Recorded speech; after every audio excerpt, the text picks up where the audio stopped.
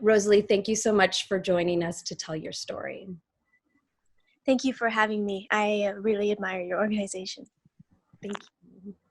Tell us about that track meet last spring. What made you decide to use your platform to raise awareness for missing and murdered Indigenous women? So when I qualified for the Washington State track meet in 2019, I knew that I would have quite a few eyes on me, given that I was a senior and that I was predicted to win 3 to 4 races. And so I knew when I was on the podium multiple times that I would have the opportunity to educate and to take my spotlight and to shine it somewhere else that was more important to me. And for me, that was the missing and murdered Indigenous women epidemic that was happening not only on my Muckleshoot reservation where I live, but also across all Indigenous nations from the US to Canada and even globally. Fantastic. Thank you. How did you feel as you walked to the podium with the paint on your face and leg?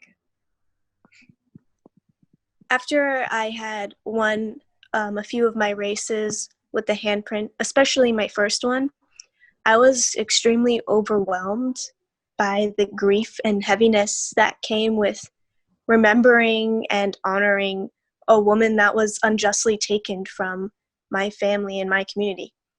So as everybody was asking me, how does it feel to be a state champion? I really wanted them to, that didn't feel significant to me anymore. I wanted them to see what I was really running for. I didn't want this to be about myself or even really about these medals. I wanted it to be about honoring and remembering the women that were taken. Absolutely. And growing up, you dealt with some tremendous adversity. Can you tell us about that? Yes, I would say that for some communities, reservation life can be extremely difficult.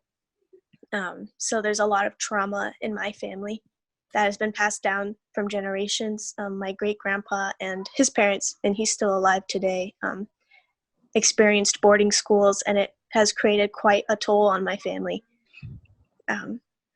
And with that, it was very hard for me to learn healthy coping skills. So when I was sexually harassed and bullied in high school, instead of being able to healthily cope and heal from this, instead I started to abuse antidepressants when I was 14 years old, and at 15 years old, I was recovering from a suicide attempt. And, you kind of are starting to talk about it, but what helped you get through those hard times? So I learned that through running, through racing and training, that it gave me an outlet. I was able to race and represent myself, but also my Indigenous community, my tribal school. And so when I had that opportunity to, I guess I would say, to empower myself through races, it really changed the way I viewed myself, even the way I viewed how powerful I was. And to be able to get on a track and train for something and to see the results and to see myself exceed my expectations that I had, it really taught me that I can do almost anything that I set my mind to. Amazing. I was just curious, did you run before this, like in middle school at all? So have you always been a runner? I ran a bit in middle school, and then I definitely lost it once I transferred to high school, and then I didn't start again until 10th grade.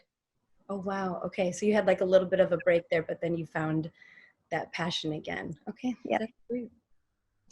So do you have a strong woman in your life who has inspired you? Or strong women even? Yeah. I would say that Jordan Marie Daniel, she's from the Lakota tribe, and she's like, I'd say Nana, which is older sister in my language. And she calls me little sister in her language. She originally, before me, ran in the Boston Marathon with the red handprint over her mouth and MMIW, the acronym for Missing and Murdered Indigenous Women, down her leg. And she was the one who showed me that I can use my athletic platform for something bigger than myself. And so I reached out to her and asked her permission to follow in her footsteps. And I was super starstruck when she replied, because she was my hero. She still is. And since then, she's guided me and she's helped me through some hard times when my emotions were really heavy. And now we work together to address MMIW and the violence against Indigenous women. Excellent. Yes, I did do a lot of, reading up on you and all the different articles, and I watched the Vice episode that came out with the two of you, which was so beautiful. And, a big part of Global Glow is, we're on this foundation of mentorship and the strong need and the importance, really the essential need for girls to have a role model, a mentor, a woman in their life that they look up to. And it's a little off the cuff, I just wanted to say, so you don't have to go too far into it, but I just wanted to ask you about like how mentorship has, what that's meant to you to have her there, like specifically in that like role model, and like how important it's for, I guess, like how important it is for minority women to have a mentor.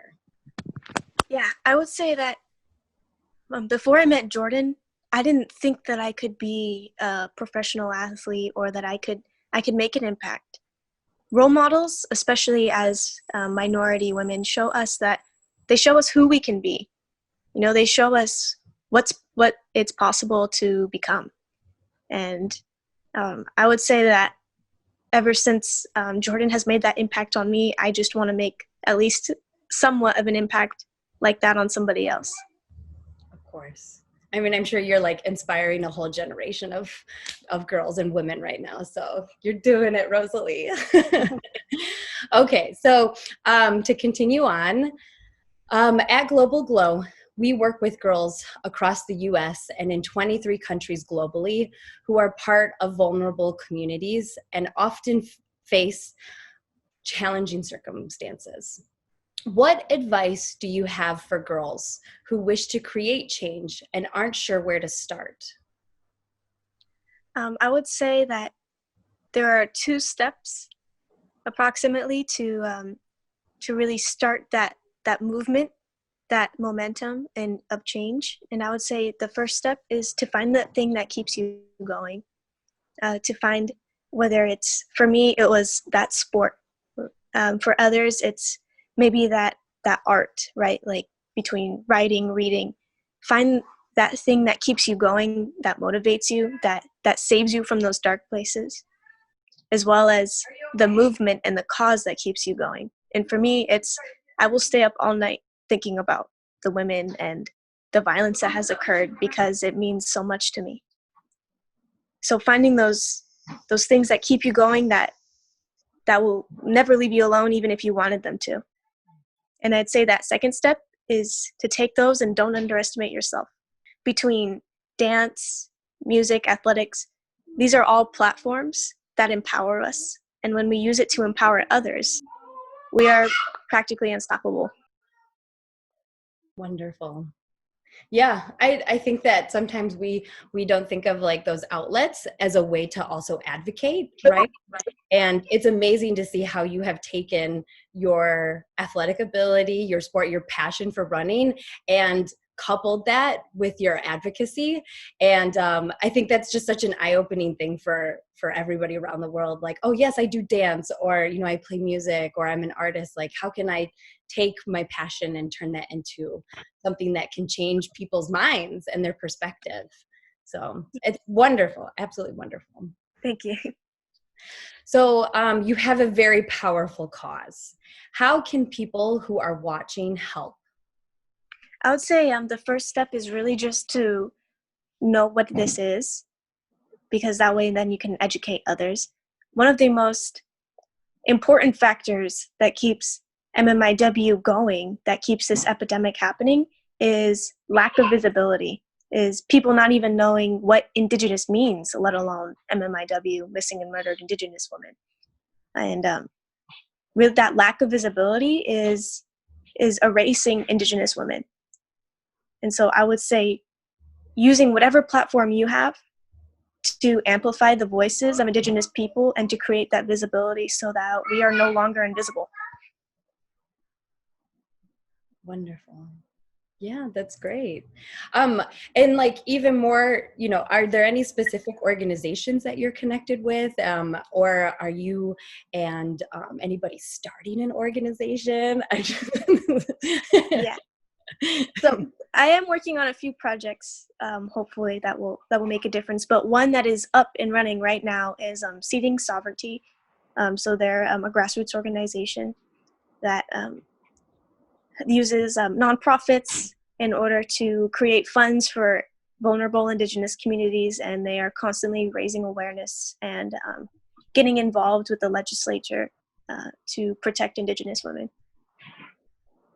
Great, thank you for sharing them with us. The campaign that we're kicking off, it is about calling upon brave women and finding their story. And so with that, we just would like to ask you, what does it mean to be brave? I would say that one of the bravest things that I've done in my experience as an advocate and as an athlete is honestly believing that I have the impact to change the world. Right now, especially with the social, political conditions that we might be in, it's so easy to think that there's nothing I could do. You know, who am I as one person to do anything? So I think one of the bravest things that I've done is put myself out there confidently, knowing that I will change these minds, that I will create visibility, and there will be a change to kind of put that out there, you know, to know that in the few generations ahead of me, that this won't be a problem anymore. That was absolutely wonderful. You just gave me chills, girlfriend. That was beautiful. Well, congratulations for this kind of monumental year of your life. Thank you for everything that you have done, not only for, you know, like your community and your cause, but for girls and women all over the world. You are truly an inspiration. So, Thank you. thank you so much.